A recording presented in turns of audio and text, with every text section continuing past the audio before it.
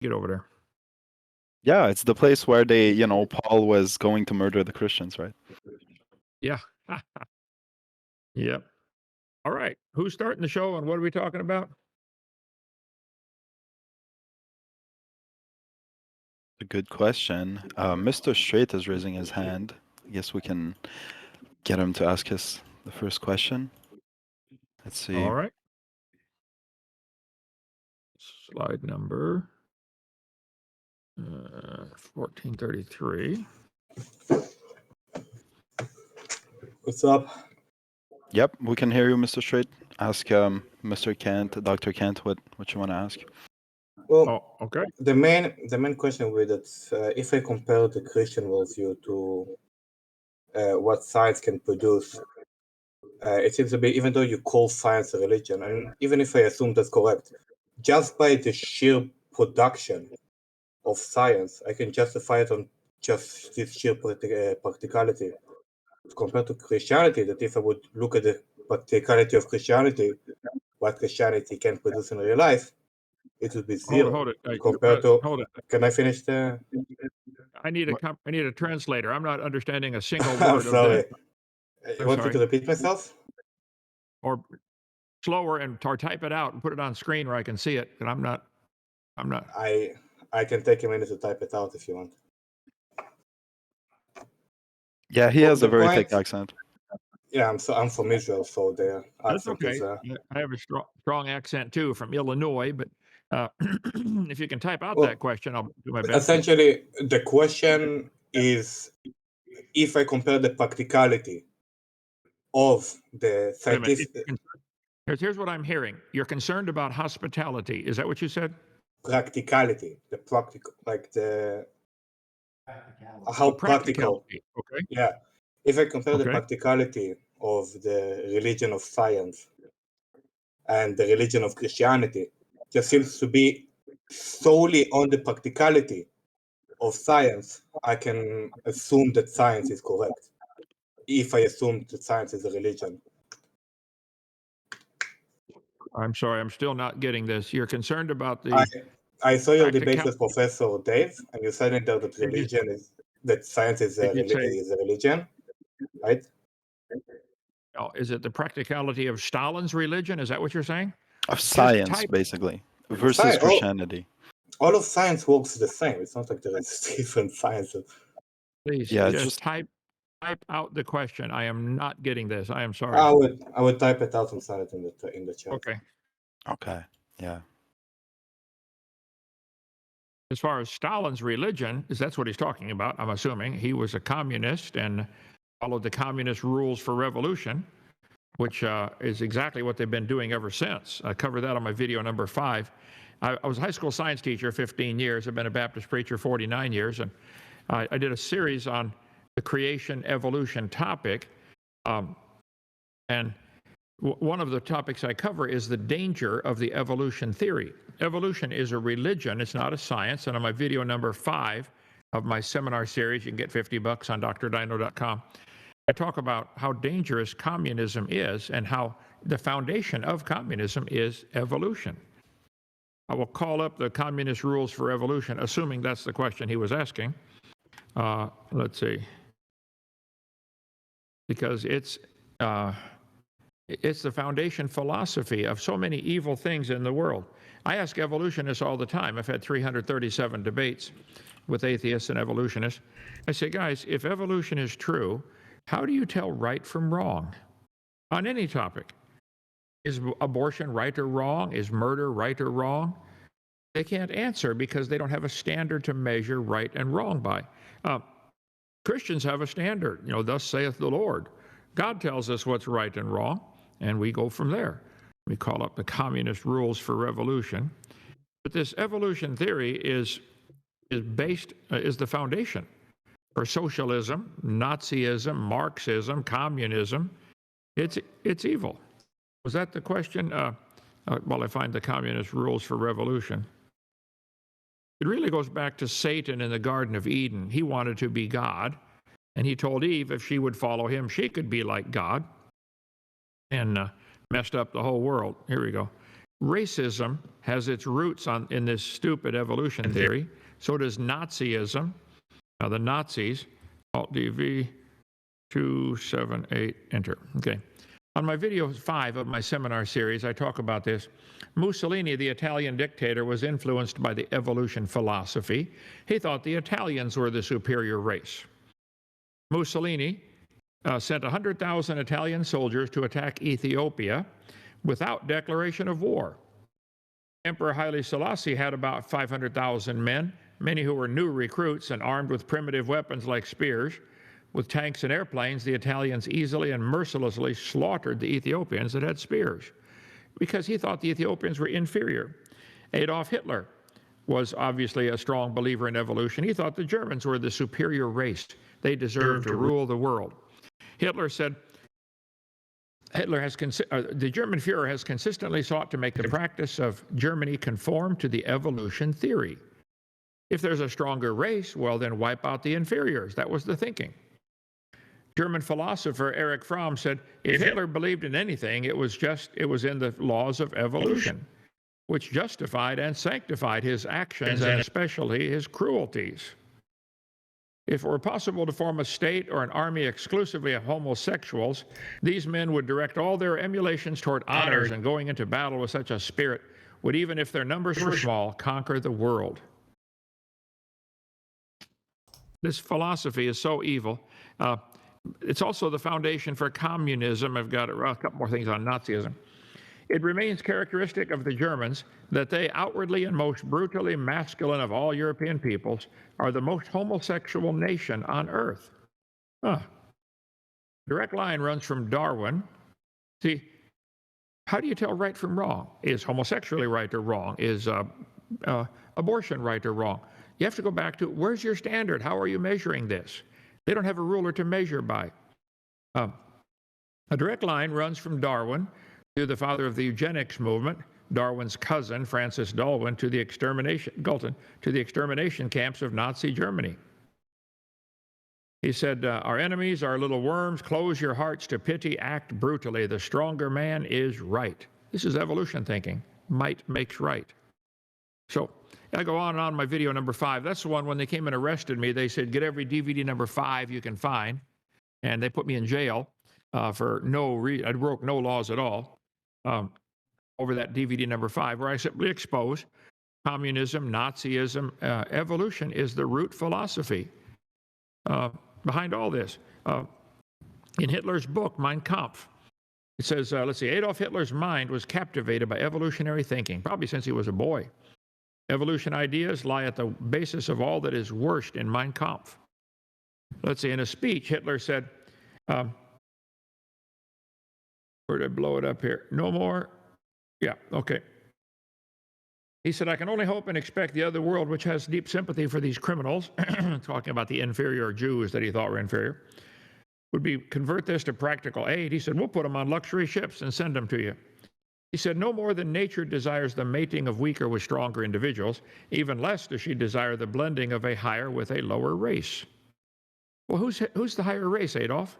Hitler thought the blonde-haired, blue-eyed Norwegian and German were close to pure Aryan. Did you get all that? Blonde-haired, blue-eyed Norwegian, vår står det till idag. Then he thought the Germans were mostly Aryan, the Mediterraneans slightly Aryan, Slavic, Aryan half ape, Oriental slightly ape, black Africans mostly ape, is what he said, and the Jews were close to pure ape. This is from the book, The Hitler Movement. Hitler, this is the way he rated people. See, if evolution is true, one animal evolves a little better than the rest. Well, the rest have to die to make this work, or the new improved gene gets blended back into the population.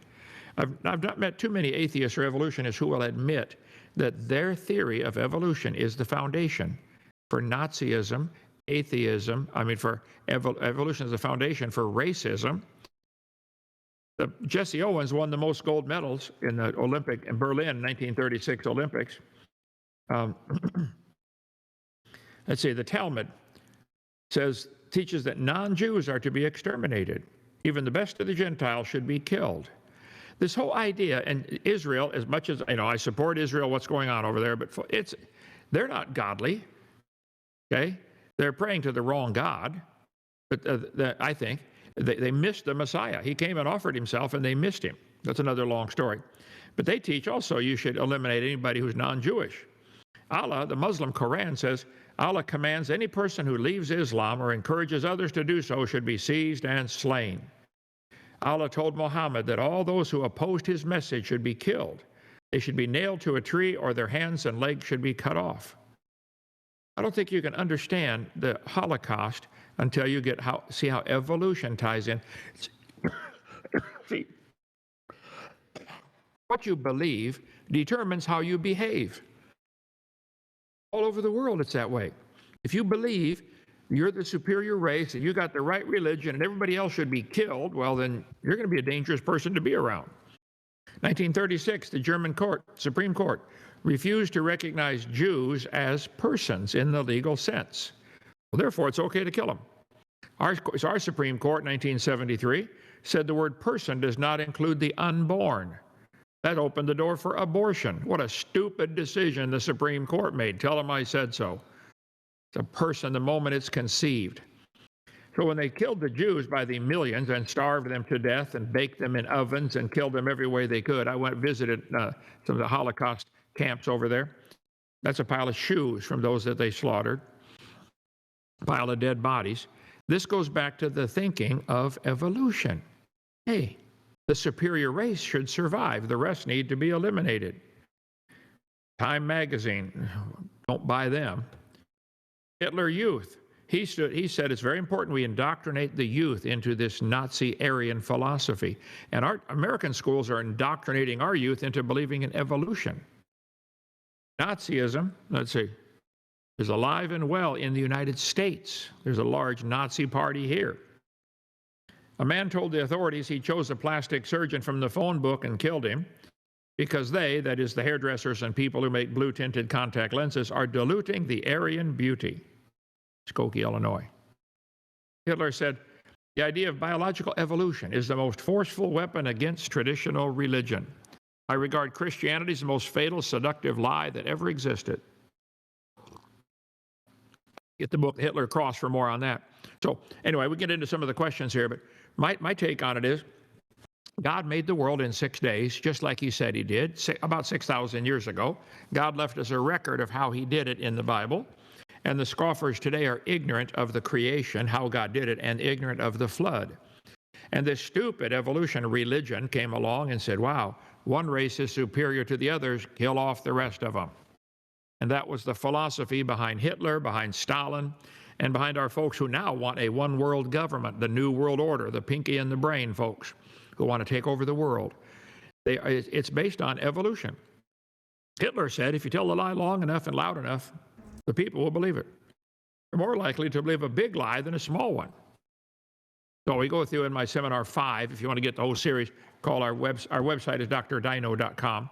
You can call our phone number 855-BIG-DINO and go ask for the seminar series. 18 hours, $50. Cover all this and everything as documented as I can. Racism in Africa, Rwanda, kill off the inferiors. The Tutsis were the wealthier group. They possessed all the cattle. Anyway, go ahead with questions, brother. I go all day on this. Angers me when I see how this dumb evolution religion is promoted in our schools. What's that? Can't read them down there. I have two things curious about Ken's view. What is his? I'm assuming you're asking about the cosmos, is the earth flat, all that stuff. No, I believe the earth is a spinning ball. It goes around the sun, and the sun and other stars, everything goes around the Milky Way galaxy. And the galaxy is all part of a bigger cosmos, so I think there's if that's a hidden question for flat earth, no. Kansas is flat, the rest of it's round, okay? He's asking about the stars. There's a bunch of them out there. More stars than they can count. And for an atheist to say all those stars fit in a dot smaller than a proton is real stupid to believe in the Big Bang Theory. You got to be certifiably insane to believe everything fit in a dot smaller than a period. I believe the stars are quadrillions, quintillions of them. And they're all burning up their fuel. They are not billions of years old. All the stars were made when God made them. on day 3. So I believe the 17 times in the Bible it says God stretched out the heavens. So God made the earth first, and then he made the stars and stretched them out to where they are. Everybody's asking, how did the light get from the star to here? Well, that's a wrong question. How did the star get from here to there is the question. And so I cover all that on video 7 about the starlight. Does that prove the earth is billions of years old? A light year is a distance. It's not a time. It's a distance. So anyway, if that's the question, ask it again, and I'll cover it again. Other questions? Brother, what do you got there? So can you talk about that time? Like you say it's a distance, not a time. Why isn't it a time? I did not follow that. Why isn't 6,000 light years a time as well as a distance? Well, light year is a distance, is what I said. 6,000 Yes. light years would be a time.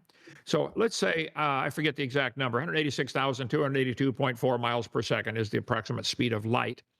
But times how many seconds in a year? A light year is a long distance. Yeah, a light year is a long distance.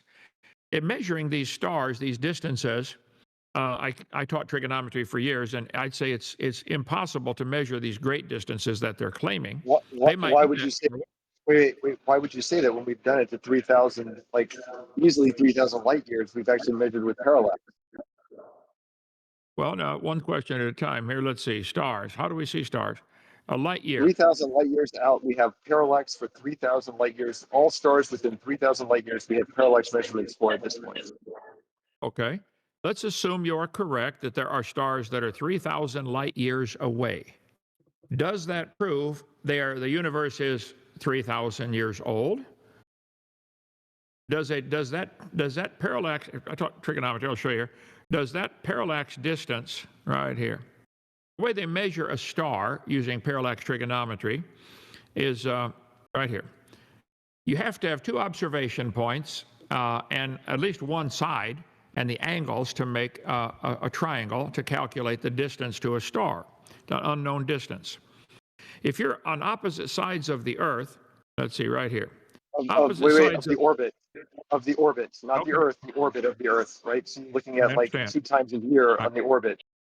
I will get so there. Calm down. Don't say incorrect things, because that's a lie, and you're not supposed to be lying. I am going there. Just calm down. Earth's diameter is about 8,000 miles. 2 observers on opposite sides. Would you shut off his mic while I answer, please? Okay. Yeah. Earth's orbit is 8,000 miles, or diameter is 8,000 miles. So 2 observers observing on opposite sides of the Earth would not make a very big triangle. So they use Earth's orbit around the sun. Now, that's about 8 light minutes from the sun to the Earth. So the diameter of this orbit that we're going around is 16 light minutes. Now keep in mind, if we're going around the sun while it's all traveling through space, this is going to make measurements very difficult. Okay? I'm not sure you can tell exactly where you were 6 months ago on opposite sides of the solar system, of the sun.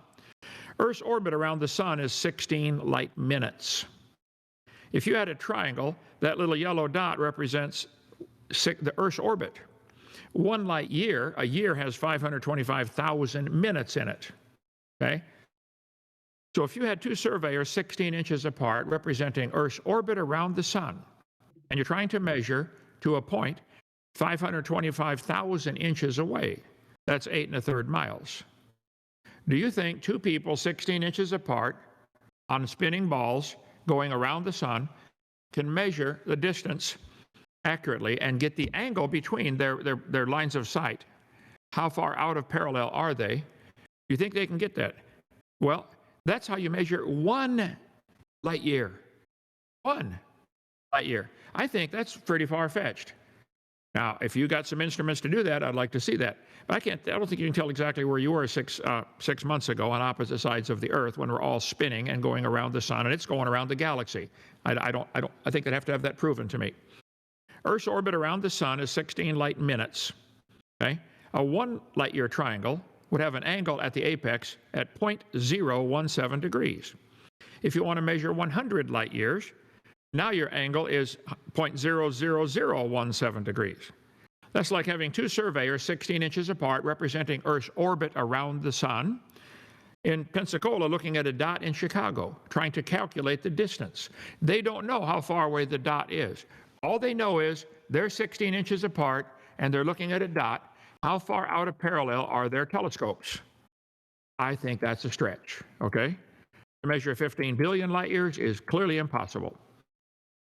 How do they measure star distances? Parallax trigonometry. So what they've done now is try to use a parallax where you find a close observation point, and then you look at another star beyond that. Well, now you've introduced another set of problems here, if you want to believe that. Parallax can measure less than 100 light years, this textbook says. Okay, maybe so. But again, a light year is a distance, not a time. Okay? Astronomers estimate the distance to nearby objects using stellar parallax or trigonometric parallax. Okay? Still, if the stars are quadrillions of light years away, that doesn't prove the universe is billions of years old. God could have made it all yesterday and put it out that distance. Starlight, these distances, these numbers they're giving are not times. We don't know that it took billions of light years.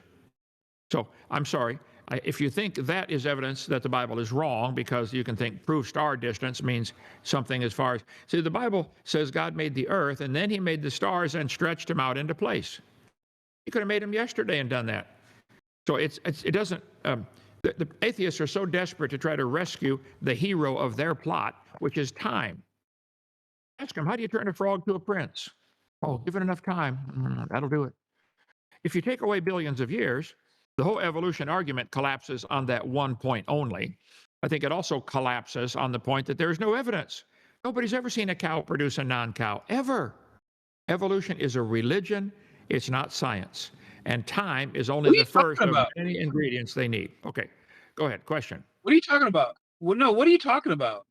Rapscuttle was asking you about understanding the distance of a star, and then you're really, I don't know what your focus is. So my question to you is, why do you think evolution is a religion? Let's go back to one at a time, please. Why am I doing that? I answered his question. Question. You asked me why I did that. I'm going to answer your question if you shut up, okay? I think the star distance has nothing to do with the age of the universe. Nothing. It's a rabbit trail. And you cannot prove those distances. They might be that far, but we don't know. I think we should look at the stars and marvel at God rather than say, wow, that proves it's billions of years old. Now, one question at a time, please. What's your next question?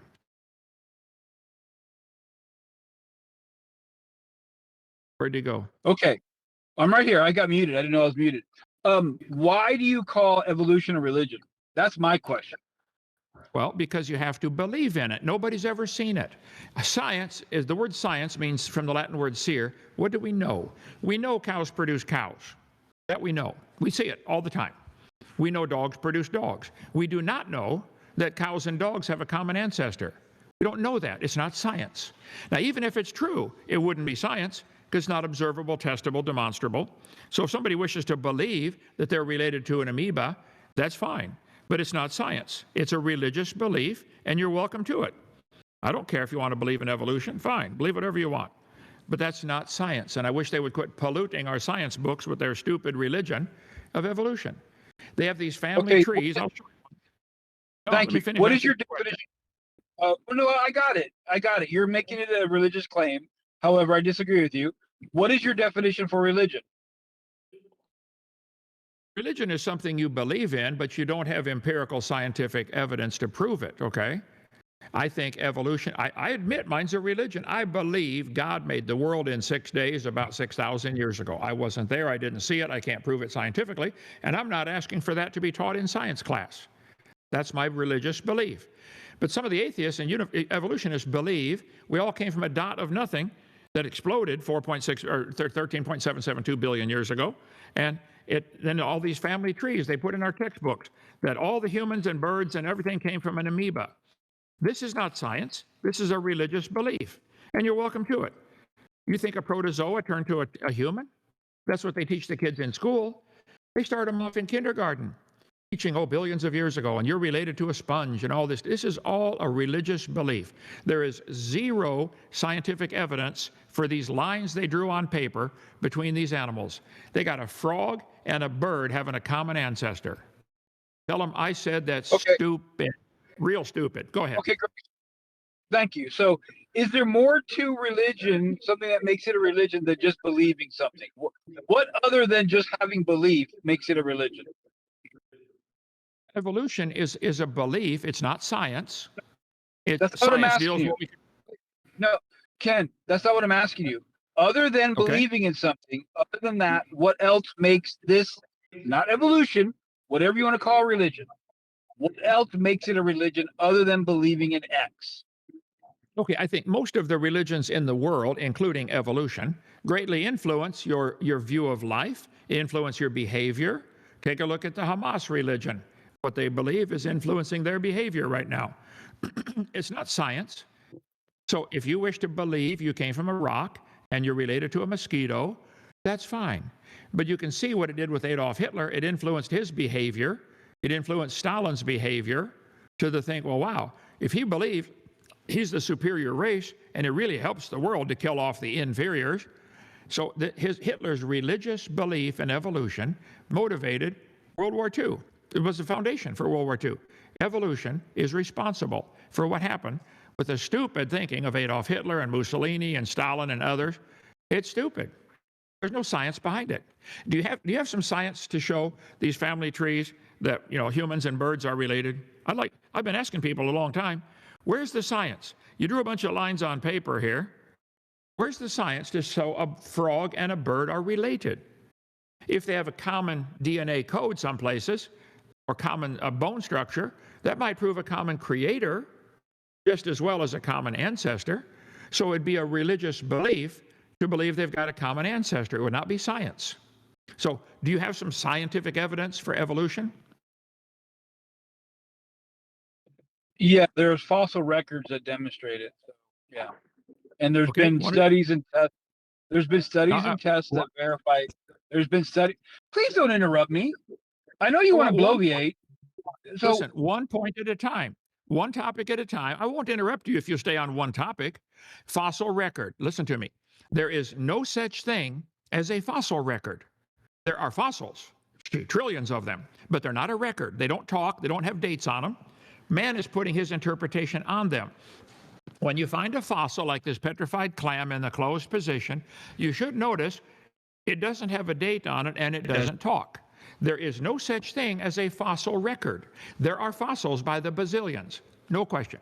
I've got a huge collection of them here in our museum. Come on down and see them. But don't tell me the fossil record is evidence for evolution. When you find bones in the dirt, all you really could prove is it died.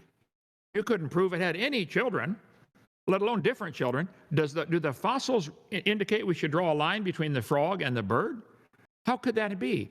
If you found a fossil that was half frog, half bird, all you could prove is it died and maybe there used to be a creature like that. You don't prove one's changing into another. It's a religious belief. Go ahead, next topic. I think Irish was trying to ask a question. One question at a time. Take any questions, yeah.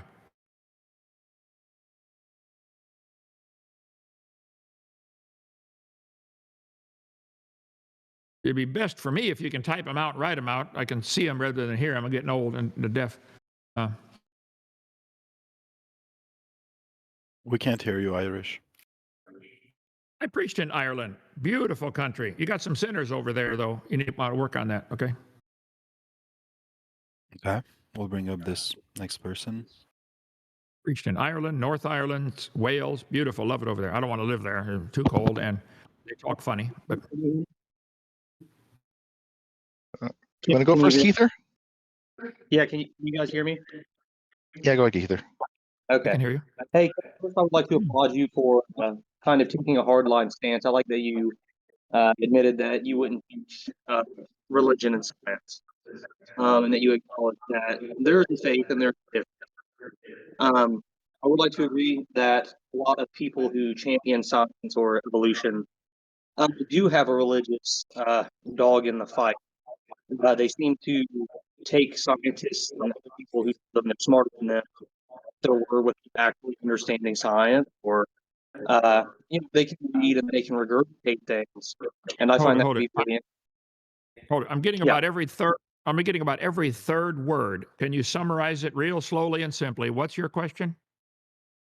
I did not get Do you? 2/3 of it. I'm sorry. Do you believe in any form of evolution? Well, that's why I got it up on screen here. You have to define what you mean by evolution. If you mean Okay. cosmic evolution, let me answer it. Cosmic, and I'll answer your question in a minute. Cosmic evolution is the origin of time, space, matter from a dot of nothing exploding. I do not believe in that. Chemical evolution would say that the Big Bang produced hydrogen, helium, and some lithium, and that somehow turned into gold, platinum, and silver. I believe that. So I don't believe in chemical evolution. We don't see it happening. Then there's stellar evolution, the origin of stars and planets. We've never seen a star form, ever. Nobody has. We see stars blow up. That's the opposite. Then we have organic evolution, the origin of life, life coming from non-living material. I don't believe in that. It's never been demonstrated. It's not science. They can believe it if they want, and they do, but it's not science. Then we have macroevolution, where an animal changes into a different kind of animal. I don't believe in that one. Nobody's ever seen that. Nobody's ever seen a cow produce a non-cow. Now, there's a sixth meaning of the word, which is microevolution, which I think is a lousy term. It's actually just a variation of the same kind. I think the big dogs and the little dogs had a common ancestor called a dog. That's as far as it goes. So you define the word evolution. I believe in variations within the kind. Bible says they bring forth after their kind. Some do better in cold climate, some do better in warm climate, some have long hair, short hair, some are taller, some are shorter, some cows give more milk than others. There's incredible variation within the kind, but that's all we've ever seen. God said they'd bring forth after their kind. And now we have 450 breeds of cows, and they probably had a common ancestor called a cow. So that's not evolution. I believe in variation, and I believe some people have chosen to call that microevolution. So if you would say, do you feel like What's that? adaptation? Do you feel like adaptation is an appropriate term? no question, animals can adapt to their environment. If you turned all the dogs in the world loose in Alaska, turn them all loose in Alaska, 90% of them would not survive the first winter. Only those that survive would be those with the long fur body like a wolf. That's the body type that works good in Alaska for the cold weather. Now, the cold weather did not create that body type. It selected that body type. That's the only one survives because it's cold. It didn't make anything. It's still a dog, still in the dog family. It's not going to turn it into a cow or a frog. So adaptation, natural selection works great, and it doesn't create a thing. It doesn't create a thing. None of the wolves evolved on an electric blanket.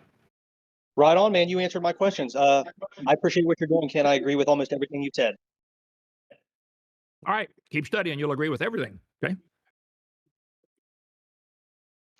So I take a little offense when we talk about like the idea of evolution, where you simply jump to the wherever it is in the future and the past, because like most of science, the way it works is through observations and deduction, right? So the assumption is we start with here, then we figure out like where we came from. Like if we say our parents, then we start going back, right? So the point of origin is not where like we talk about the star and that's where it is. No, we start where we're at and then go backwards. And then so in order to find out, for example, when I'm trying to find out where I came from, I have to look for my parents, right? But then like there's records that go back, and then after a while we can make deductions, right? When like in the Philippines, when I'm like my great grandparents started in the Philippines, but they had to come from somewhere. I can look for evidence for that, right? And I can keep going back, and and one of the biggest way we know we are right with a model or with like an idea is if we can start making predictions.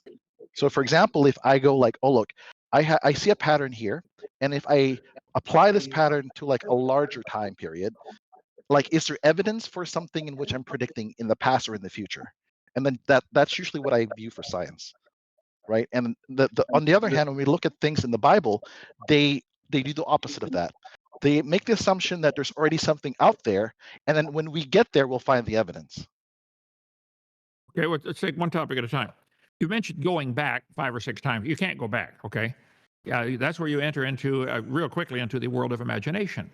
My ancestors came from Norway. I can't go back. I can't I don't know what my great-great-great-great-great-great-grandfather looked like. You guys, there's no evidence of that, okay?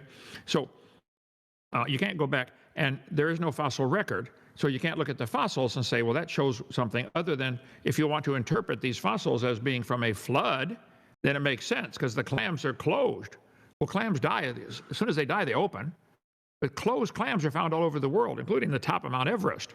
So I would interpret the clam fossils, if I made a record, I would say, well, that's indication of rapid burial all over the world, like maybe a worldwide flood. So I can choose to interpret it that way. But you can't go back. You can imagine what it was like. All we've ever seen and observed is dogs produce dogs. If you want to imagine they came from a flea or came from an amoeba or protozoa, that's your imagination. It's not science, that's all. That's all I've been saying for years. Evolution is not science. It's a religious belief, and you're welcome to it. But don't call it science, and don't put it in our public school system. They should start private schools to teach evolution to whoever wants to pay and come learn it. It's got nothing to do with science. Does not belong in the science curriculum. Go ahead. So how do you address the issue in terms of predictability? Because like we develop these models, and we are able to, like, for example, when you're bringing the idea, for example, your Norwegian great-great-great-grandparents, right? We can probably make a pretty good deduction of how your grandfather would look like based on you, right? Okay. So so the idea is that based on it's like, just because we can't see what's inside a box doesn't mean that we can't like make a deduction what's in there, right? We can shake the box, we can X-ray the box. Okay. There's a lot of things we can do in terms of like how we can. Okay, good. One topic at a time. I would agree. We could probably guesstimate that my grandfather had 2 arms, 2 legs, was a human, had a nose on the front, had hair on his head, I don't know, and it was a human. I'd be willing to predict my great-grandfather was a human. But you guys, I don't know if you guys, but the evolutionists want to take this and say, wow, we can therefore predict that we all came from an amoeba. No, you can't. That's not common sense. I predict all of my ancestors were humans. All of them. Back as far as you want to go. All the dogs have a common ancestor called a dog. If someone wishes to believe that they came from an amoeba, well, that's not a logical prediction from what we see. What we see is there are size limits. You get big dogs and little dogs, let's see, and they're still dog, 3.8 inch tall, 44 inch tall. There's a limit to dog size. They're not going to get a dog 10 miles tall, and they're not going to get one, the size of a flea. So I predict dogs will always produce dogs, always. That's a prediction based on the creation model. God said they'd bring forth after their kind. That's what we observe. We observe. Every farmer in the world will tell you corn produces corn, cows produce cows, dogs produce dogs, horse, there are no exceptions, none. So religion, a belief, evolution is a religious belief that has nothing to do with science.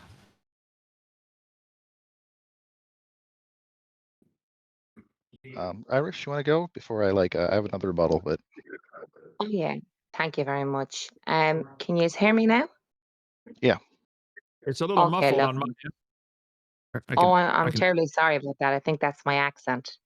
okay. Hiya, God bless you. I just wanted to ask you a quick question. Do you think that Our Lady is the mother of God? No. Well, it No. depends what you mean.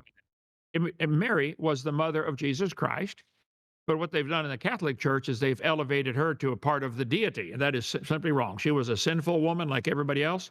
She had 4 sons and several daughters after Jesus. She's not the perpetual virgin.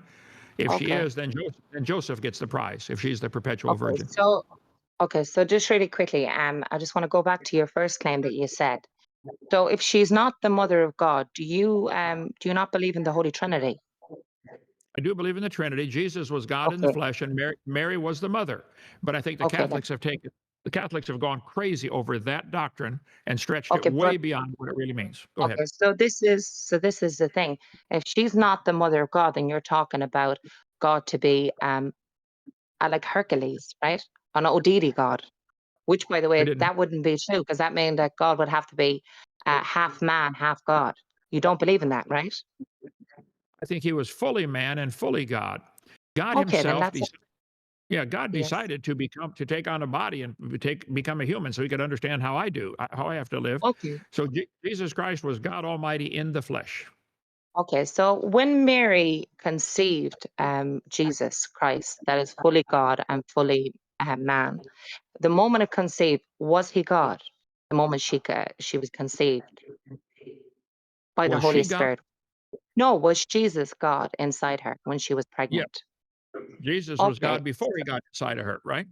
okay, all right, okay. So when she was 6 months pregnant, was he God? Was she carrying God then? Jesus. Yes, she was. Okay, and when she gave birth to Jesus, was he God then? Yes. So she is the mother of God then. She is the That's mother why of the second person in the Holy Trinity. that's why I said the Catholics take this way too far. Do But you how is it way believe too she, far? well, do you believe as the mother of God she's part of the Godhead? No, I don't believe in that. But I believe that she has a relationship with the Holy Trinity that no one else has. She is the daughter of the Father, the bride of the Holy Spirit, and the mother of the Son. We don't claim her to be a part of the Holy Trinity, neither does Our Lady. Only God is, and that's three persons, the Father, the Son, and the Holy Spirit.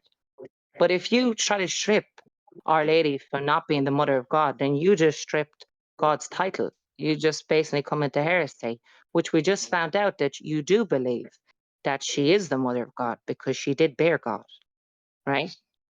But I've said it several times now. I'll say it again. Okay, Jesus good was then. So she is the mother of God when I asked you earlier. That's awesome. Jesus, Jesus was God in the flesh, and Mary was his mother. Now, she was a sinful woman like every other woman on the planet. She had children after that. She was a virgin until Jesus was born, and then she had four So more that sons. so Do one you second, believe that's Jesus? not Wait, so no, no, that's no. not true. As This is what I'm showing. I'm that's showing where the Catholics go crazy over this idea. yes, Do you? so once again, you can't false witness because that's breaking one of the Ten Commandments, right? So You don't wear. when you're talking, yeah, she wasn't. She was a virgin and she stayed a virgin her whole life. She made a There's the vow problem. to the Holy Spirit. But there's not a problem because it states it. She is the new Ark of the Covenant. No one can even touch her. They couldn't touch the old Ark of the Covenant, even if the covenant was going to fall and they tried to save it and the person died by touching it. So Our Lady never was anybody. And so St. Joseph never, he made a vow too. So to state that, that's wrong. And when you said brothers, that Jesus had brothers, that's actually very wrong because that's like stating that the ark to remove the manner and the word and the rod and then to replace it with something else. That would be blasphemy, actually, because blessed is the fruit of thy womb, Jesus. And the word brother in the Bible that you're looking at, that didn't always mean brother. That meant cousin.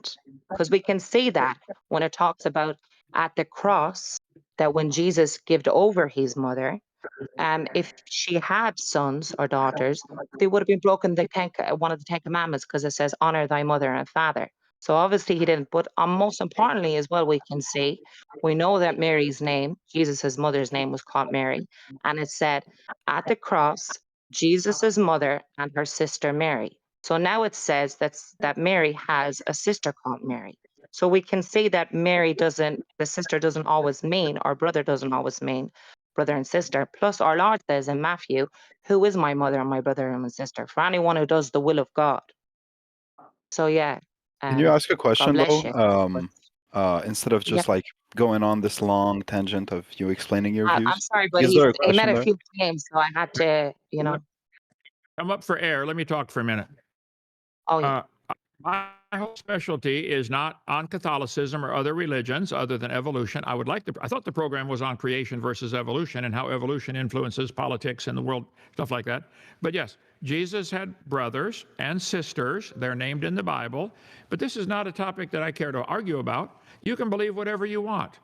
If Mary was the perpetual virgin, Joseph gets the prize, not Mary. Okay? Next question. Different topic. Where Sarai? Hi, I just want to say good afternoon, Ken, and thanking you for, of course, your service in our pursuit of faith.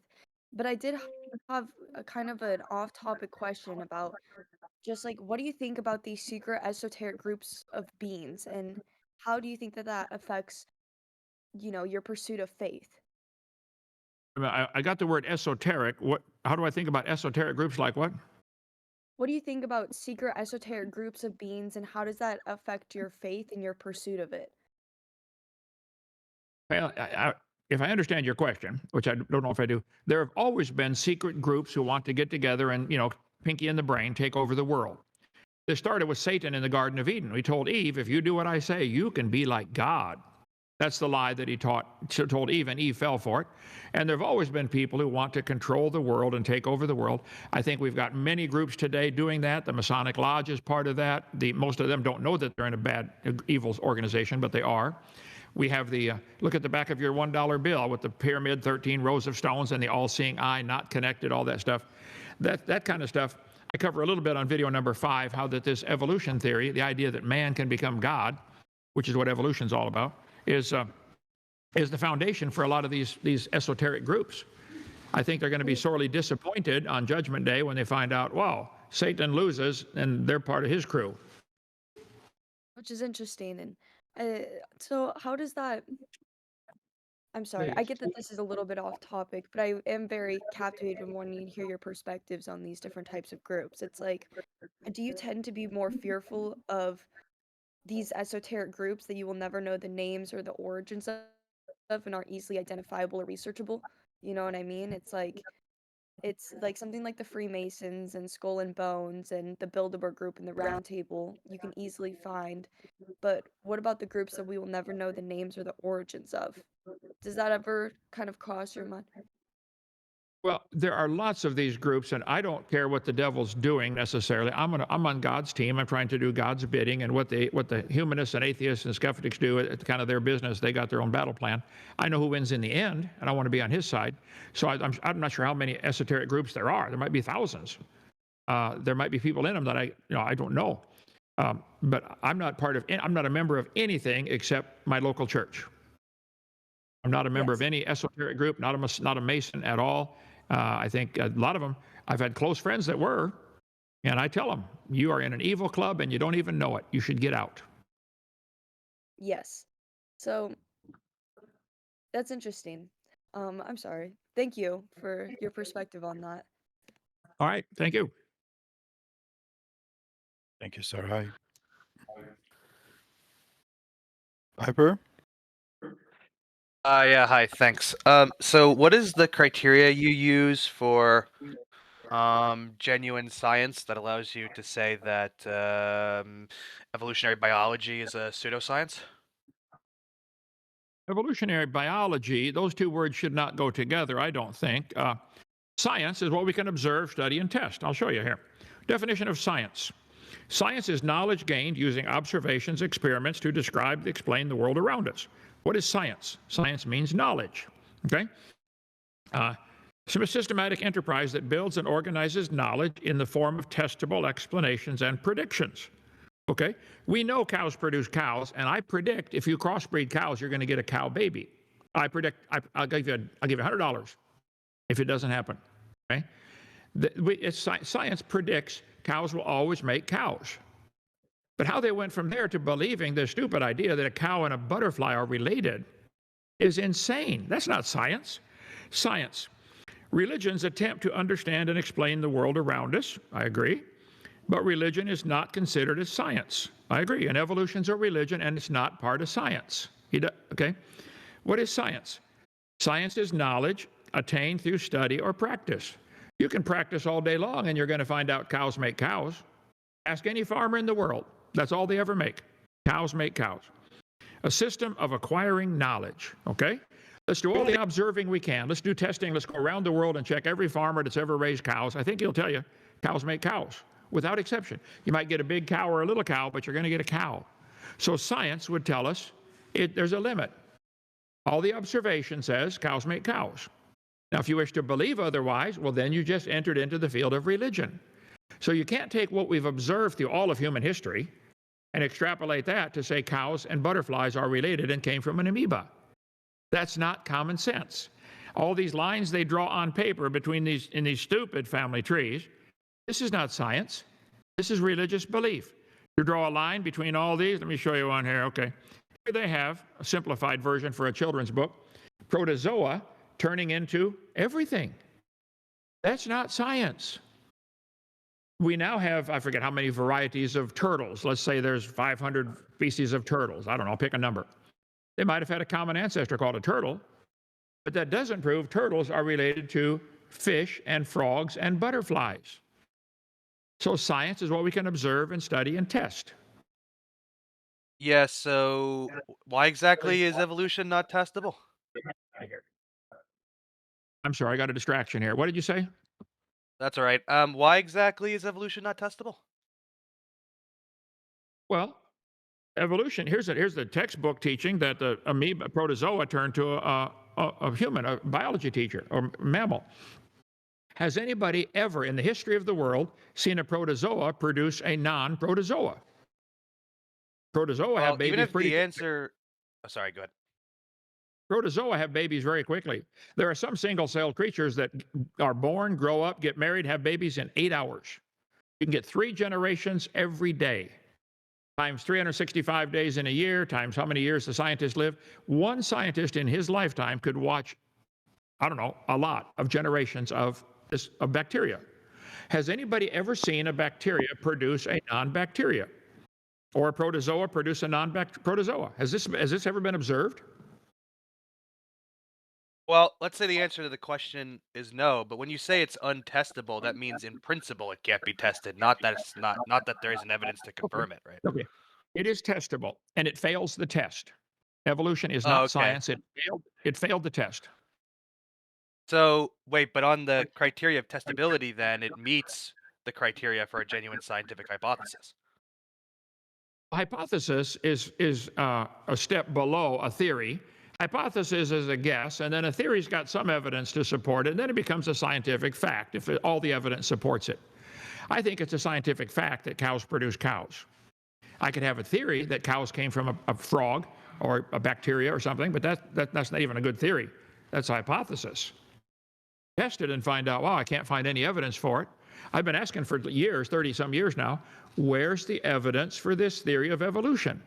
You're claiming, and you want me to pay to teach the kids this stuff in the textbook. You want me to pay to teach the kids that a protozoa turned to a human and a spider and an insect and a mollusk and a frog.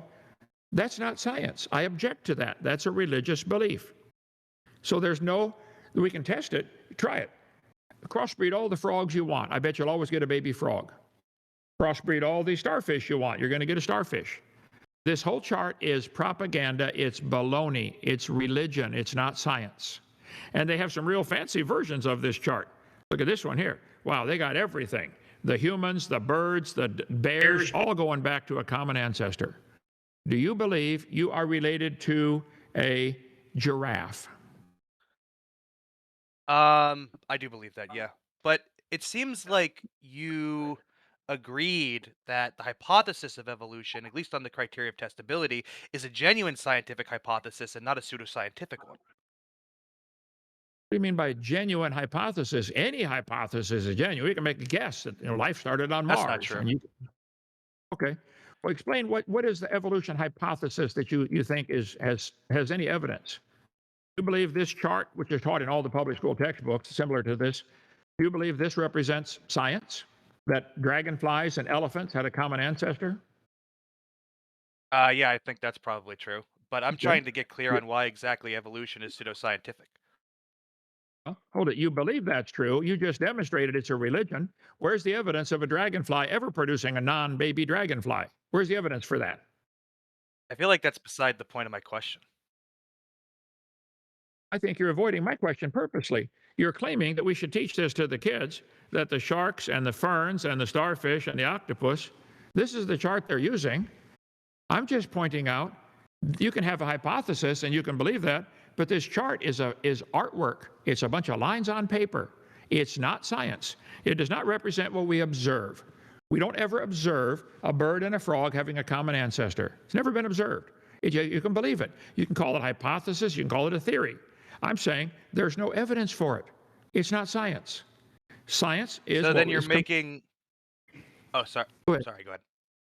Oh, Well, well, so then your claim is softer than it's pseudoscientific. You're just saying it's a genuine scientific hypothesis, there just isn't evidence for it. if you want to call it a genuine hypothesis, a scientific hypothesis, then anything could be.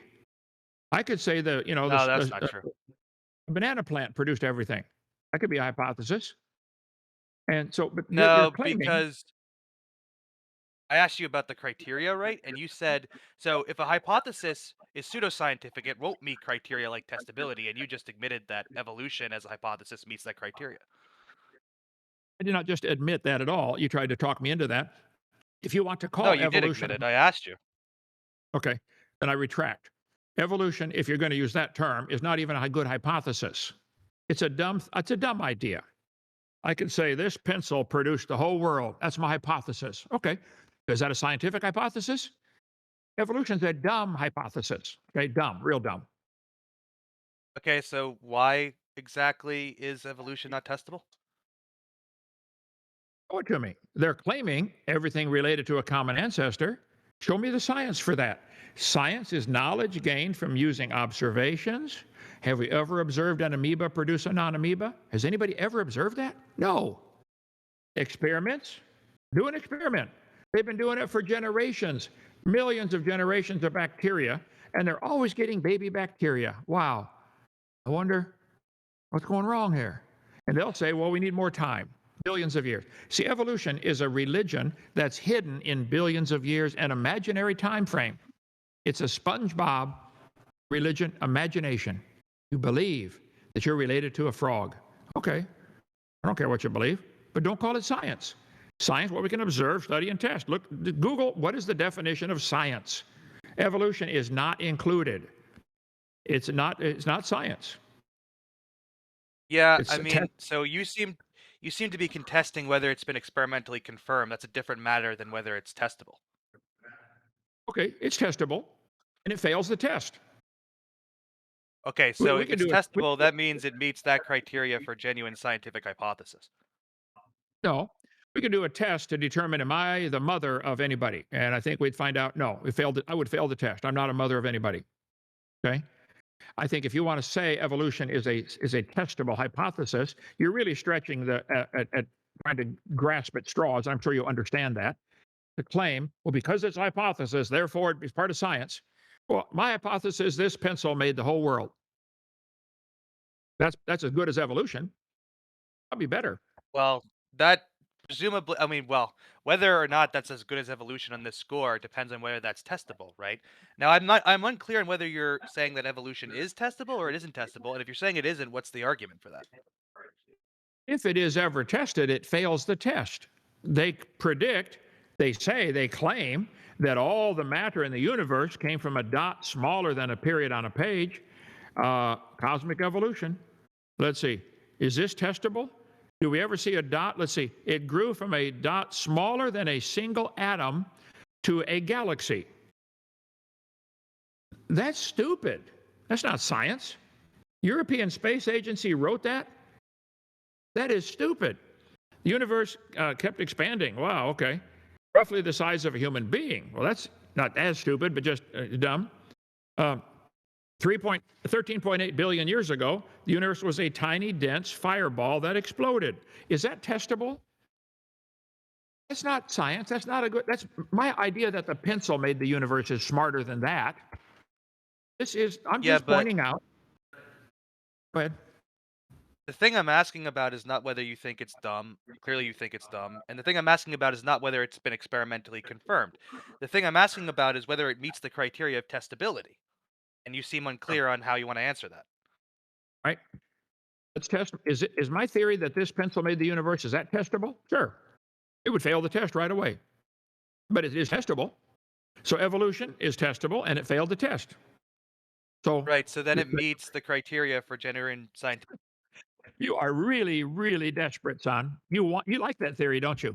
It's a religion. That's your religion. You're defending your religion like Hamas is defending their religion. That's what you're doing right here. Evolution is a religious belief. It has not passed any of the tests. It fails. It should not be included in science. I'm sorry that it is. And you're welcome to believe it. But quit calling it science. You need to look up any definition of science in any dictionary. It's what we can observe, study, test, and demonstrate. It comes from the Latin word "seer." What do we know? We know cows produce cows. That we know. We do not know cows came from an amoeba. That's a religious belief. And you probably are confused thinking, well, it's part of science, and it's not. I don't know how you can't see it. Castle Kingside, you wanted to ask a question, bro? Any Yes, questions? Dr. Kent Hovind. Yes, sir. It's a pleasure and an honor to meet you. My Thank name is you, sir. Castle Kingside. I have one question and one request for you. Go ahead. My question is about the Ark and the two animals of each kind that were on board the Ark. Right. Well, I was wondering for 40 days and 40 nights, what were those carnivores eating that whole time? Where are Well, the animals eating? Good, fair. Your question has a built-in flaw. If I said, I've got a question, why are elephants orange? The question has a built-in flaw. They're not orange, okay? You're assuming there were carnivores on the ark. Read the Bible carefully. And again, I'm not demanding the Bible be taught in schools as part of science, but the Bible clearly says at the end of the flood, when they got off the ark, God said to Noah, some of the animals are going to be afraid of you now, and now it's okay for you to eat meat. If you read Genesis 1 and 2 very carefully, all the animals were vegetarian up until after the flood. So there were no carnivores on the ark. So your question is flawed. Go ahead. Oh, so there were no carnivores, no tigers, no lions? I didn't say that. There were tigers and lions. I said all the animals were vegetarian. The lions and tigers, everything was vegetarian until after the flood, and some became carnivores. But changing from a vegetarian lion to a carnivorous lion is a pretty minor change compared to changing from an amoeba to a lion. That would be a major change. But the Bible's clear. Genesis chapter 9, after the flood, God said, Noah, now you can eat meat, and now the animals are going to be afraid of you. Up until that moment, all the animals were friendly. All of them were vegetarian. Read the first 9 chapters of the book. That's what it says. Wonderful. I'm a So, Christian. I'm a Christian. okay, I'm a well, the Christian. question was flawed that there were carnivores on the ark. There weren't any. Some became carnivorous later. Some people, when they get stranded on an island, become cannibals. They weren't cannibals before, but they It's funny you said that. Yeah, it's funny you said that. I'm a Samoan, so I know all about that. Now, Mr. Hovind, I don't want to take too much of your time. I'm honored to be here with you, but I would like to sing a song for you, if that's okay. It's a part of my culture to It's share. up to the host. This is the host program. This isn't my program, but go ahead. Rami, is it okay if I sing a song for Kent Hovind? Maybe if you It's take real like quick. It's real quick. It's not going to be long. It's a Christian song, if you don't mind. I'm saying I may not get this chance again to speak with you, Kent, so I'd like to take full advantage. Anybody can call me anytime. I take calls all day. 855 Big Dino. I'm extension 3. I take calls all day. If I can't get it, I'll be giving a tour or something. Leave a message, and I'll do my best to get back to you. So you can. I'm in touch with anybody that wants to be in touch with me. Well, I'm in touch with you now. Praise God. I would just like to sing this real quick for you. If you want to take maybe like 30 seconds. Oh, it'll be less than that. Okay, go ahead. Good. What a fellowship, what a joy divine, leaning on the everlasting arms. What a blessedness, what a peace is mine, leaning on the everlasting arms, leaning, leaning, safe and secure from all alarm, leaning, leaning, leaning on the everlasting arm. There you I've go. been trying to do that. Praise God. Been trying to do that 55 years, brother. Been trying. I've been gave my heart to the Lord. But anyway, all you atheists and skeptics, better yet, you can come visit our dinosaur adventure land in Lenox, Alabama, straight north of Pensacola, 70 miles. Dinosaur Adventureland. We'll have a debate. If you believe in evolution, we're right here. We'll set up 2 cameras right next to me. I'll give you a tour of the place. There is no evidence for evolution. None. It's a religion. And it's going to send you to hell. Not because you believe in evolution, but because you don't accept Christ. He came to die on the cross to save you. And if you want to reject that, okay. But you do it at your peril. At your peril. So you're all invited to come visit our ministry. It's free. We'll feed you, put you in a cabin, and I'll have a debate with any atheist anywhere in the world. Come visit. Come for Thanksgiving next week. Thursday, Friday, and Saturday, we're feeding Thanksgiving meals to everybody that comes. If you don't have a family, come on down. Okay? Any more questions? I think Microminds is next. Yeah, hi. How's it going, Kent? Hello. My question is, if God had made all the animals in the garden as they were, and then had Adam go and name them all, why then is there adaptations to environmental changes? Why do we change over time if we're already made, up to a point of being? Hang on. You're a little slightly muffled with the microphone situation here. God made in the Garden of Eden, the whole world was full of animals. He made in the Garden of Eden also, but the rest of the world already had animals too. And God made them, he made 2 of each kind.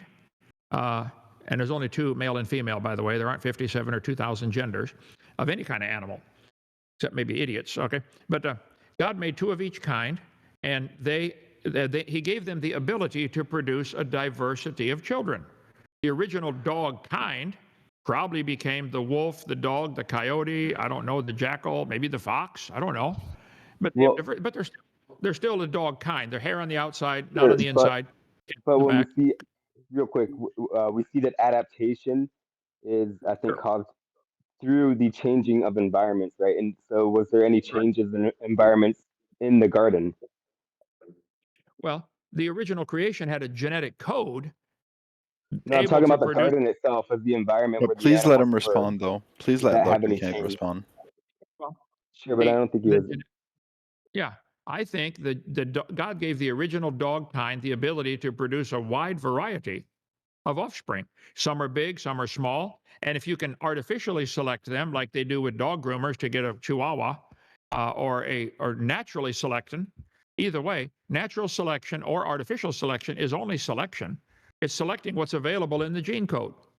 You can artificially select dogs to get brown dogs, white dogs, but you're never going to get a purple one. It's not available. It's not in the gene code. So you can't select something that isn't there. You're never going to select a dog with wings. There aren't any dogs with wings. It's not in the gene code. So I think the original dog had a genetic code. The original human had genetic code, able to produce. There's a wide variety of humans. There's different skin colors. There's different hair colors. There's different heights. There's different intelligences. They're still human, but they had a common ancestor called a human. So that's natural selection works. Artificial selection works. But it only selects. It doesn't create anything. You can't create something that isn't in the gene code. You can't create a frog with wings. It's not in their gene code. Okay? JD, you want to ask a question? Oh, I didn't realize that he was done. Hey, Kent, how are you doing? Hey, overworked, underpaid, way behind, dead tired. Never complain, though. Never complain. Yeah, we haven't talked in a while. It's been probably 7 or 8 years. So my question is this. You mentioned a number of times that, for example, or you've stated that, you never see an amoeba become a non-amoeba, you never see a dog become a non-dog. I was curious, and this actually should be rhetorical, but I don't think it's going to be. Which core proposition of the theory of evolution leads you to believe that's something we should see if evolution is true? It's a convoluted question. If which evolution is true, cosmic, chemical, stellar, organic, if macroevolution is true, then we should see animals produce something other than their kind. And so far, I think there's a family tree of cows that went back to a cow. Cows can jump. I accept that. Here's a cow jumping over 6 foot.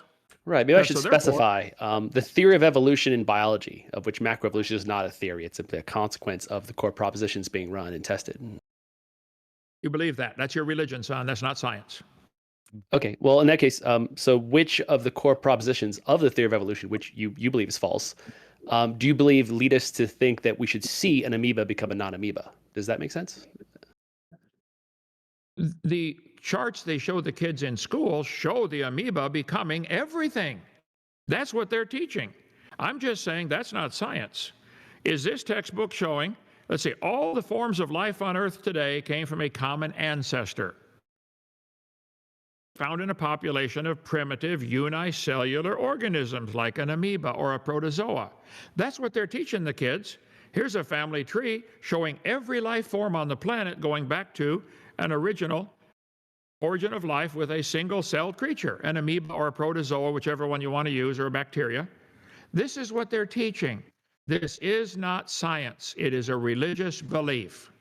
Okay? Okay, well, the problem as I see it is that even in this chart, the amoeba is always an amoeba. It's simply something in addition to being an amoeba. It stays an amoeba. So if you say it's going to become a non-amoeba, that is not something you'd expect if evolution is true. You'd expect it to stay an amoeba, but also become an amoeba and then something like. By the way, a human is a primate in addition to being a human, and a mammal in addition to being a human. Right? They're simply classifications. One topic at a time. An amoeba always produces an amoeba. Very good. Then why did they draw a line from the amoeba to all the different animals? Why did they draw this chart? These are lines on paper. This isn't science. Amoeba always produce amoeba. I'm glad you agree with me, and you're right on that part. But that's where it stops. They should not draw a line between a protozoa and a starfish and a fish and a reptile and a human and a crab. This whole chart is propaganda. This is a lie. There's no science behind this at all. It's a bunch of artwork. You just admitted amoeba always produce amoeba. Well, good. Well, then you're a creationist now, because you're right. Amoeba always produce amoeba. Why did they draw the lines on paper between these different creatures? This isn't science. Well, let's take the example of, let's go with a primate. Primates always produce primates, right? I agree with that. So, sometimes, but you can also have a primate orangutan and a primate human, right? Slow down. Man has decided to classify animals into different categories. And we developed, or Carolus Linnaeus developed a classification system, kingdom, phylum, class, order, family, genus, species. The animals do not care how we classify them. The fact that man has decided to call apes and orangutans, humans, Kent, I believe you're roboting right now, or is that just me? No, you just lagged there for a second, Doctor. Okay. Primates, that's like saying, well, living things always produce living things, therefore they're related. We have made a category called primates, and somebody decided to put humans and apes and orangutans in that category. That doesn't mean there's any relationship. I could decide to put all my screwdrivers in with all the hammers. Well, that doesn't prove anything. I could say, well, they're tools, yeah, they're made of steel, yeah, but they're not. That's not, see, evolution says there's a relationship. And you're jumping the gun to say that because man decided to classify them the same category, therefore they're related. We should stop using that word related when it comes to different animals. You don't know that a frog is related to a bird. They got a chart here showing the frog and the bird coming from a protozoa. I object to that. That's all. It's not science. Keep your religion out of our schools, and I'll be happy. On that topic, anyway. So, do you have any evidence for why they would draw these lines on paper? You just admitted that the amoeba always produce amoeba. Well, then why did they draw a line from the amoeba to a human? Why did they draw that line? Well, everything that shares a common ancestor with whatever shares common ancestor, like with amoebas and humans, is a common ancestor that has the qualities of both. In which case, if we gave that thing a name, let's just call it X, then amoeba would be X plus, and humans would be X plus with different titles. That's how the classification system works. You are demonstrating clearly to the world that you have a religious belief that this happens. It's not observable. Humans are not an amoeba. Birds are not an amoeba. Amoeba make baby amoebas. That's what you said. Why do you want people to draw these lines on paper and claim that a human has a common ancestor? All we know is the amoeba have common ancestors with amoebas. Now that we know. And humans have common ancestors with humans. My parents were human, my grandparents were human, and my children are human. I'd be willing to bet 50 generations from now, they'll still be human. Do you think the amoeba in 10 billion generations could produce a human? Why don't they do it again? Amoeba are still having babies, you know. Let's make an amoeba turn to a human again so we can make this chart and have some reality behind it. Right. But again, the amoeba is still an amoeba. It's simply amoeba in addition to something else, just like we're still primates and mammals and chordates. Oh, here we go. We never lose our evolutionary history. You never had an evolutionary history. This is pure imagination. You live in SpongeBob world. You don't see an amoeba produce a non-amoeba. If you want to classify us as a protozoa, or you want to classify all living things, well, yeah, I could put all the tools in my shop and say, wow, they're all tools, therefore they're related. No, screwdrivers are made for a purpose, hammers are made for a different purpose. So the amoeba produce baby amoeba, the frogs produce baby frogs. There are no exceptions. There are now 7,000 varieties of frogs. They might have had a common ancestor. The natural selection of the environment, wet climate, dry climate, cold climate, warm climate, I don't know, available food supply, might have caused them to naturally diverge into various kinds of frogs. Just like there are humans with dark skin, light skin, blonde hair, red hair, they're still human. And I believe all the humans had a common ancestor called Adam and Eve. I do not believe that proves we're related to an amoeba. So if you want to draw these lines on paper, you get a notepad and pencil and you all draw the lines you want. But quit calling it science and quit putting it in a science book and making me pay to teach that to the kids. This whole chart is a religious belief and nothing more. What do you mean we don't lose our ancestry? Correct, we don't. All the humans had a common ancestor called a human. You wish to add to that we came from an amoeba? Well, that's your religious belief, son. That's not science. Okay, well, I mean, I could ask a whole bunch more questions, but I think there's people in line. So thank you for your time, Kent. Thank you. KB, you're up. All right. I didn't hear that. Can you hear me? KB, okay, yes, I hear you. All right. I have a few questions. I have just 3 questions. The first 2 questions are going to be a little bit short form. The first question is, do you think evolution and creationism must be exempt? Like, do you think they're opposites of each other, or do you think they can work synonymously? I think you put the ism on the wrong word. It should be evolutionism versus creation. Communism, Nazism, socialism, evolutionism. It's another one of the isms in the world. But yeah, I think they're total opposite. Evolution, of course, depending what you mean by the word, which I did the definition of the word evolution. If you mean chemical evolution, all these are all religious belief. Nobody sees any of these. Creation is the idea that God created the world. I believe some person created this pencil. I think that's a logical conclusion. I think it's too complex to have made itself. It's made of natural materials, graphite, wood, iron, no question. But that doesn't mean it can make itself. Man is made of natural materials out of the ground. That doesn't mean we can make ourselves out of the ground, or the ground can make us. I think it takes somebody to take those chemicals from the ground and make it into a human. I think a man or a human, a person, can take clay out of the ground. We got clay here, tons of it, and make a coffee pot and paint it with some kind of material. It takes a to do that. So I think evolution and creation are polar opposite.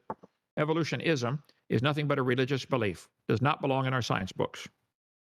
Okay, I agree with you that God is the, let's just call it the uncaused cause or the primary mover for all things in existence.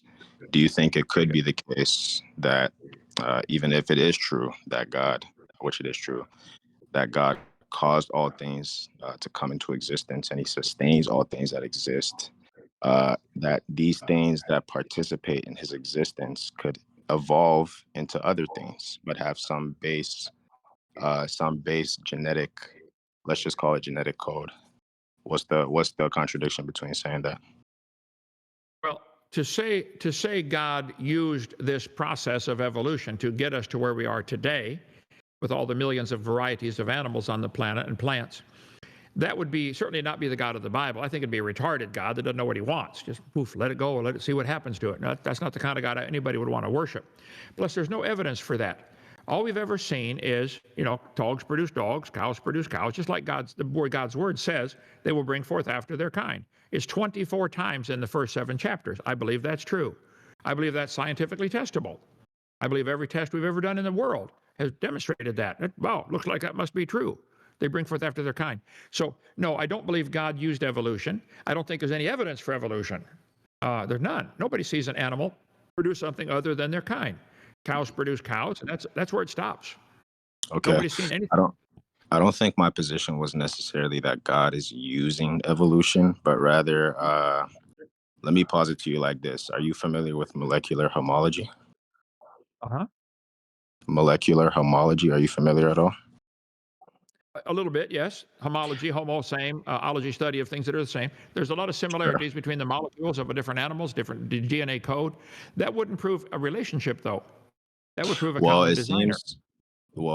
it seems like it seems to be some non-functional genetic sequences that are shared between different species, right? So what molecular homology does is that they analyze the genetic sequences between different or same species of people, right? Like, for example, the DNA sequences, there's significant similarity in the DNA sequences between, let's say, a parent and a child. And we can also observe the same similar significant similarities uh, between different families of organisms, right? Do you Okay. reject this? One topic at a time. Let's assume there are some non-functional DNA code. Maybe we don't necessarily know the function. Maybe we haven't studied it enough yet. So usually often they think, times they think something's non-functional and later find out, oh, it is. Like used to take out everybody's appendix, well, or tonsils when you're a kid. Take out your tonsils. Now they know the function for them. No, sorry, you should not have taken them out. Right? So the fact that man doesn't know the function doesn't mean it has no function. Put a 4-year-old in your car and tell them take out anything it doesn't need. They don't know the function of most of the stuff, so they'll take everything out. So I think that the fact that we have some what they think are non-functional genes in the human code compared to other animals. Let's suppose we do have a line of code that we don't know what it does. We got the same line of code in a chimpanzee. We don't know what it does. Maybe it does nothing. Maybe it proves they both went through the same catastrophe, like Noah's flood. Maybe they've both been through the same hardship. Maybe both have become non-functional. It was, again, would not prove a common relationship. Atheists are so desperate to get evolution to be true because if creation's true, oh no, their whole life has to change. They don't want God telling them what to do. They'll grasp at anything besides God. So if there are non-functional lines of code, molecular homology in different animals, that wouldn't prove any relationship at all. I think if you go up north, you'll find a lot of the cars have rust on them.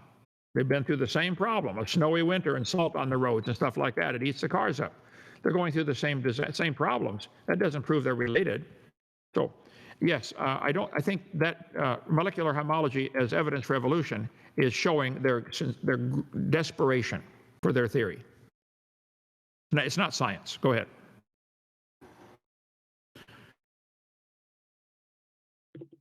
Yeah, chromophiling. Go ahead. Hey, Dr. Kent, how you doing?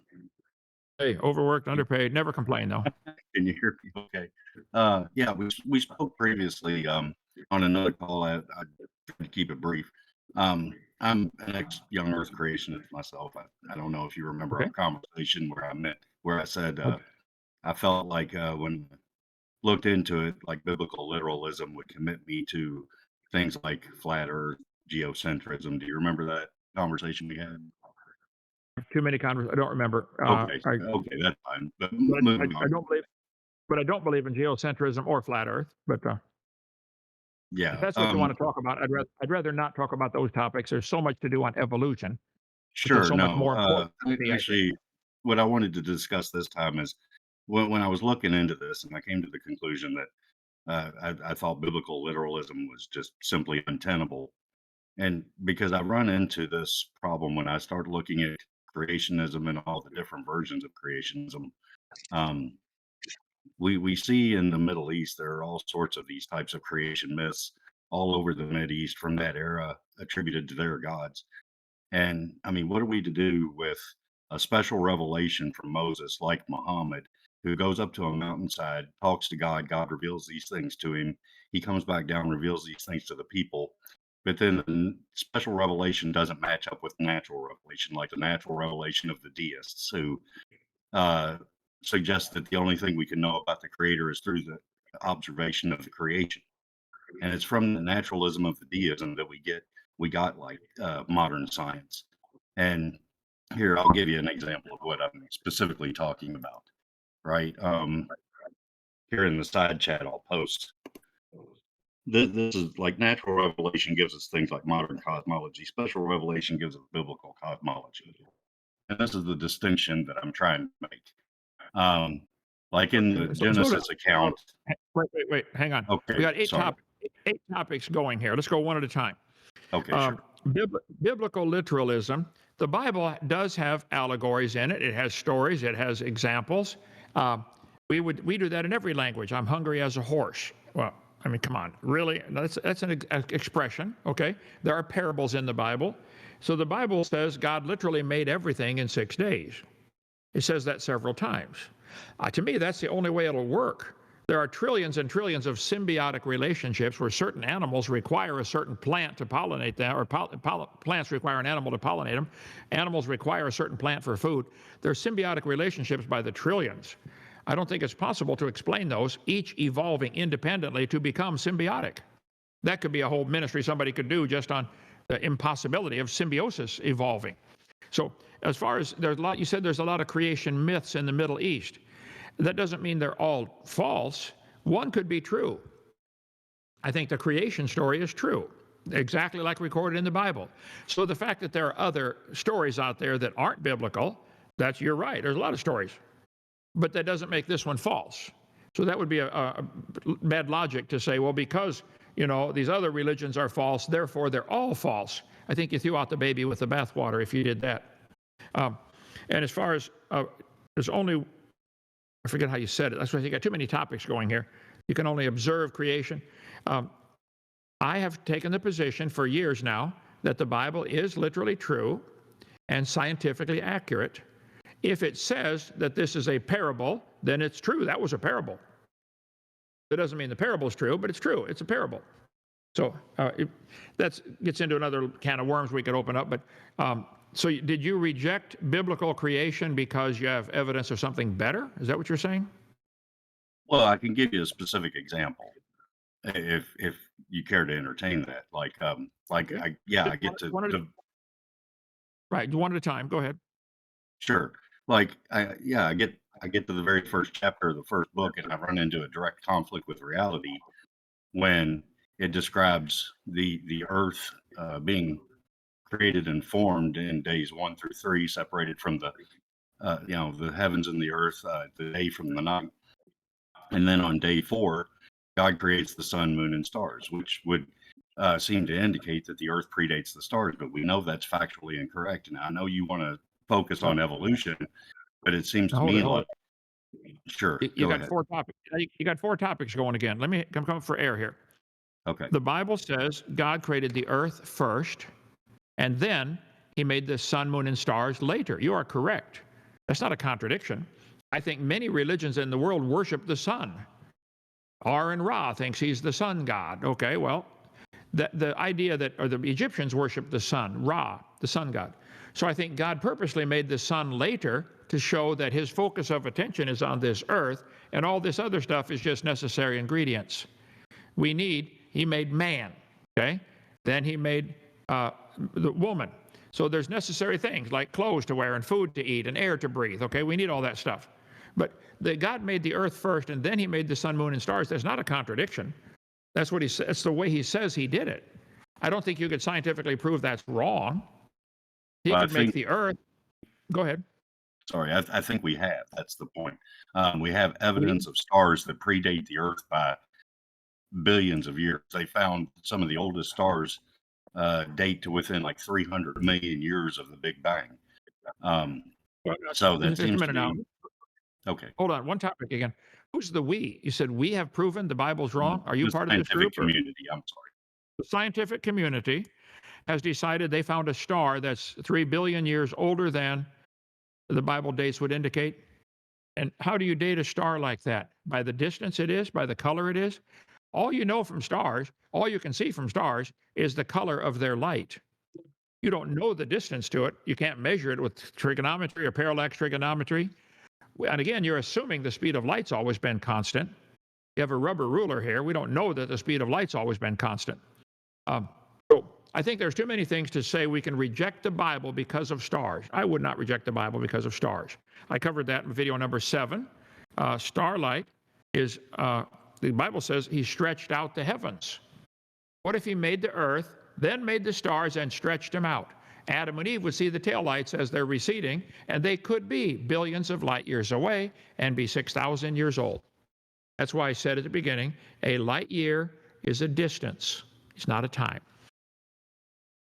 Sure, but like I said, I know you want to focus on evolution, but it just seems like so much of our other science would have to be fundamentally wrong, from geology to cosmology to physics to I mean, just add. Well, just one at a time. One at a time. You're naming a bunch of branches of science. You think our geology has disproven the Bible? How so? Well, I mean, all the different dating methods. Okay, I More or taught less earth science seem for 15 years. I'm pretty familiar with that. Are you aware of Yeah. the fact? Sorry, aware of go the ahead. fact that the geologic column does not exist anywhere in the world? Charles Lyell made up this geologic column in 1830, and Hutton and others came up, and Darwin is greatly influenced by this. They're saying the layers of the earth are different ages, and they made up names for them. You know, Jurassic, Triassic, Mississippian, Devonian, Silurian. They're not different ages. Where's all these new layers coming from? Outer space? This is one of the biggest lies in history, to teach the kids the layers form vertically. The layers form horizontally with the tide. The moon pulling the tide up and down makes the water rush in and out of the tidal bump. During the flood of Noah, when the tide was not interrupted by hitting continents like it is now, well, then the tide would become harmonic. If the earth were covered in water, it'd be 1.5 miles deep everywhere, and the tide could become a harmonic tide and go up and down 200 feet every 6 hours, 12.5 minutes. Well, if the water comes up 200 feet, that means it's rushing in from all sides to keep that bump full while the world is turning. So from the east, it's always rushing in at the same speed the Earth is turning at that latitude. At the North Pole, it's turning 0. At the equator, it's 1,037.6, depending on if it's high tide or low tide or your altitude. But for the water to go 1,000 miles an hour sideways would make all kinds of layers in a flash. So the whole idea that geology has disproven the Bible is baloney. Geology backs up the Bible. All those layers formed in 1 year. All over the world, thousands and thousands of petrified trees are found standing up, running through all these layers. Dead trees only stand around for a couple years. We're taking down, 70 of them on our property now because the pine bark beetles got them. Dead petrified trees running through these layers, I think, pretty clearly indicate the layers all formed in less than a year. So if you're thinking the geologic column is true, there's your problem to start with, and the layers are different ages is true, that's another second problem. All the layers formed in 1 year. The geologic column does not exist anywhere in the world except the textbook. It's imagination. Petrified trees running through all the layers are found by the thousands. So geology does not disprove the Bible. So you went off and rattled off and named a bunch of branches of science, physics, geology, like that's somehow evidence. Calling the name of a science is not evidence. What exactly from geology would prove the Bible wrong? I think the layers of the earth prove the Bible flood story is true. I think we have scientific evidence. Petrified trees that are standing up, running through these layers. I think it's idiotic to say the layers are different ages and the tree stood there for millions of years waiting for the next layer of mud to form around it. I don't think that's common sense. Now, the fact that a lot of people believe it doesn't make it true. A lot of people believe in Islam. A lot of people followed Hitler. A lot of people follow communism. Go to China. A lot of people follow majority opinion doesn't prove anything's true. So anyway, I disagree that any of those sciences prove the Bible wrong. If you want to take one at a time, give me a specific, I'll be glad to deal with it. I have another program to do here. Yes. I have another program to do. We need to close up in the next few minutes here. Yes, I was going to say thank you so much, Dr. Hovind. We are at time, and I appreciate you taking all of these callers and being our guest here tonight. And we can definitely do it again soon. Thank you so much. I'm honored to do it. If people want to get my comment on my channel, Genesis Baptist Church is my YouTube channel, or Kent Hovind Official on Rumble or Odyssey, or you go to our website, drdino.com, D-R-D-I-N-O, or if you want to schedule a debate, bring it on. I'm looking for more. I've had 337. I'd like to get to 500 before I die. So bring it on. I'll take on any 10 at a time. If I get half the time and we talk about one topic at a time, bring it on. Take you all on. Okay? Perfect. Thank you so much. Thank you. So next Saturday, same time. See you then. Got it. Thank you so Thank much, you. Dr. Kent. That was awesome. Bye. All right, I'm going to invite everybody to go down into the channels below for the after show. We'll just go ahead and talk about these subjects if you like. Christian chat is the place to be. All right, everybody, head over to Christian chat. Right. Let's jump in.